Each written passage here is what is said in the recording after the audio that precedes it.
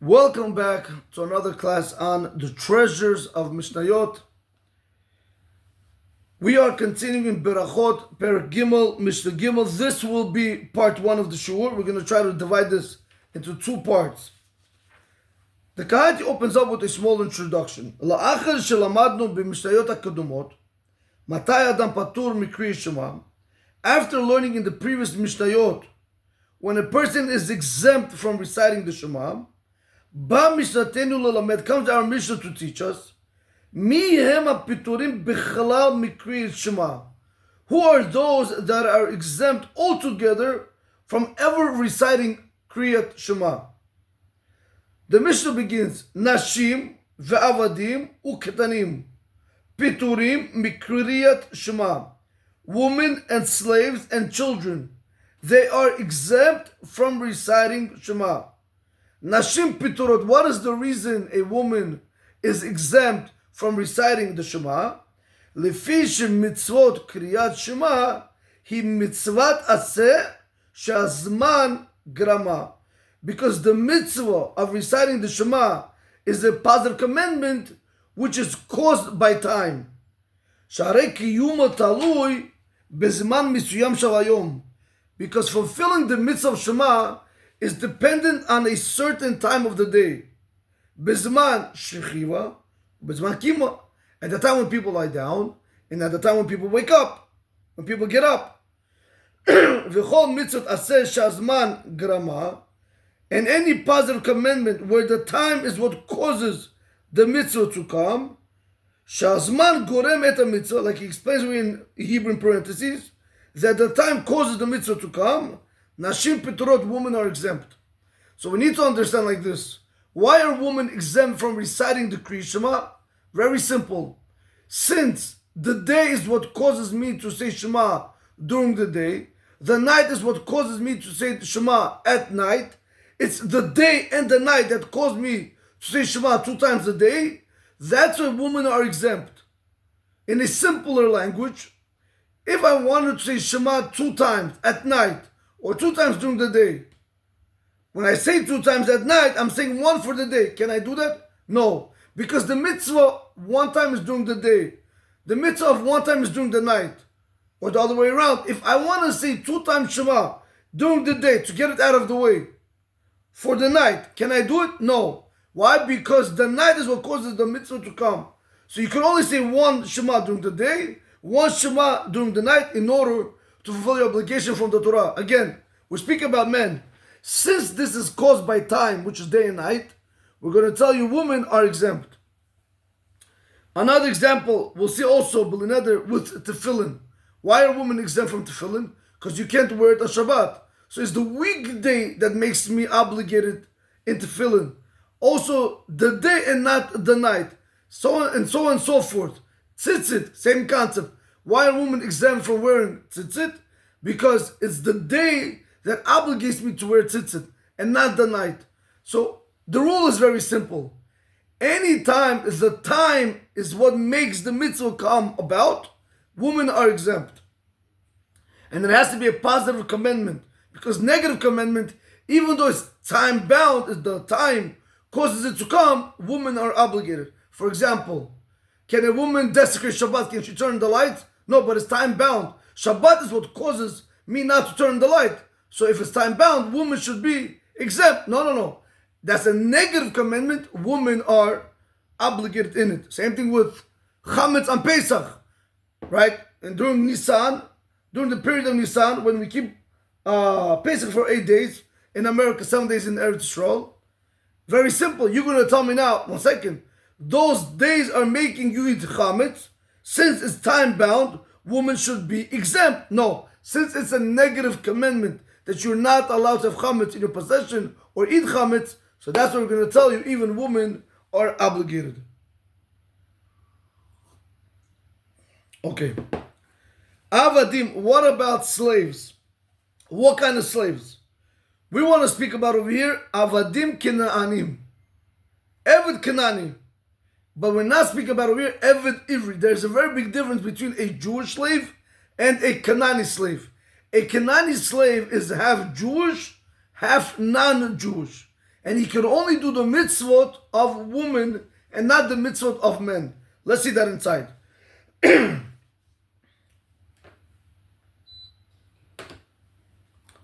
Avadim, we said that slaves are also exempt from Kriyat Shema. Which kind of slaves? Ainu avadim kinaanim. We're dealing over here with, that is, Eved Kanani, Shemalo, Vetavlu, L'Shem Avdut. They circumcised him, and he went and he dipped in the mikvah in order to become a slave. Vidinam kinashim, an Eved Kanani guy, has exactly the same halachot as a Jewish woman. Shehem chayivim b'chol mitzvot lo ta'aseh. They are obligated in all the mitzvot which are negative commandments. U'b'chol mitzvot aseh.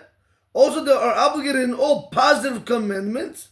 But when she'en hazman graman, the time doesn't cause them to come. Like I explained before, a woman can have a negative commandment, even though it's time bound, she's obligated in it.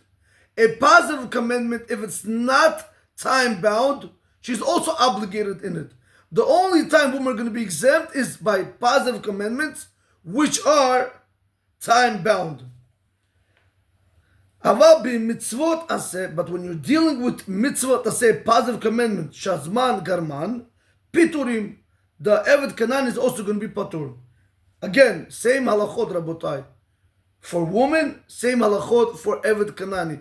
What women have to keep, the Eved Kanani has to keep. Hilkach, therefore, the Eved Kanani, piturim hem mikriyat Shema. Therefore, we see from over here that the woman and the Eved Kanani, they are exempt from reciting the Shema. What about Kitanim? Why are small children exempt from reciting the Shema? Afilu kishigiyu lechinuch, even if they have reached the age of chinuch, of education. Koloimar, meaning to say, shechova al ha'av lechancham b'mitzvot. It's an obligation on the father to educate his children in mitzvot. A very big misconception we have as parents, that we don't think that even, put it to you like this, it's a very big misconception that we have as parents, that we don't understand the great responsibility that lies on our shoulders to educate our kids in mitzvot, in Torah, in Gimlut Chasadim. You might say, but Rabbi, he's under 13 or she's under 12. Correct, that's called chinuch. Chinuch is placed on the parents, meaning you need to educate your children. You have to teach them when they're young. So that's what he says over here. I feel chinuch, even though the child reached the age of education. Kolomer, meaning to say, it's an obligation on the father to educate the children in mitzvot. But this one mitzvah of Shema, we don't place on the father to go ahead and educate the son. Why? Because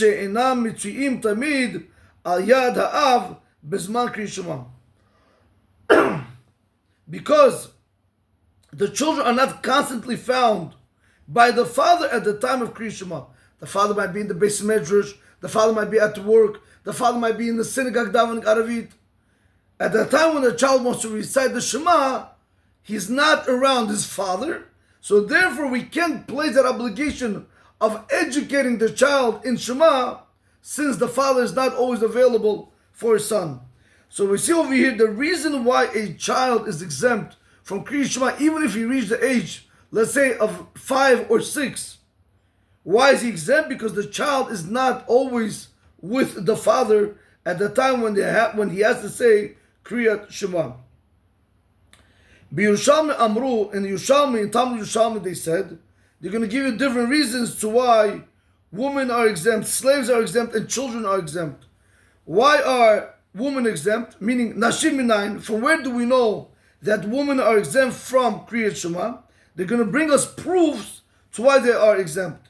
Shekatu, because it's written in the Torah, V'limadetem otam et benechem, and you should teach them to your children. Benechem, meaning to your boys. V'lo benotochem, and not your daughters. So that's why the mitzvah is placed on the father to educate the son. but not the daughters. So therefore women are exempt from reciting Kriya Shema. Avadim minan, how do we know slaves are exempt from reciting Kriya Shema? Shenema, because the pasuk says, Shema Yisrael Hashem Elokeinu Hashem Echad. Mi she'en lo adon ela kadosh baruch hu.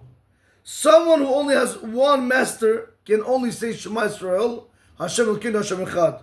Yatza ha'eved, the eved comes out of the rule. Sheyesh lo adon acher, because he has another master. He's working for somebody else. So how can he say Shema Yisrael Hashem Elokeinu Hashem Echad when he has another master on top of his head?